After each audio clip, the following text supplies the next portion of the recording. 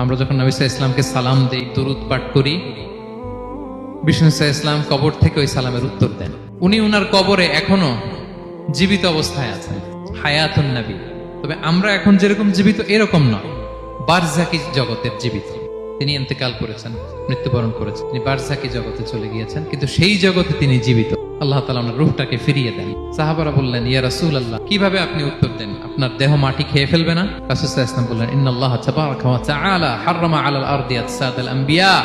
আল্লাহ তাআলা নবীদের দেহকে নষ্ট করা মাটির জন্য হারাম করে দিয়েছেন। কোনো মাটি কোনো নবীর দেহকে টাচ করতে পারে না, নষ্ট করতে পারে না। নবীরা কবরে জীবিত, সেখানে সালাত আদায় করে, তাদেরকে স্পেশাল রিজিক দেয়া হয়। বিষ্ণু সাল্লাল্লাহু আলাইহি ওয়াসাল্লাম বলেন, আনা আউয়ালু মান ইয়ানশাক্কু আনহুল কবরু। কিয়ামতের দিন ময়দানে মাহশারে, হাশরের ময়দানে সর্বপ্রথম আমি কবর ফুঁড়ে উপরে উঠে দাঁড়াবো। এবং হাশরের ময়দানে উনি কোথায় দাঁড়াবেন? ওনার জন্য একটা স্পেশাল জায়গা থাকবে, জায়গাটার নাম হচ্ছে মাকামে মাহমুদ।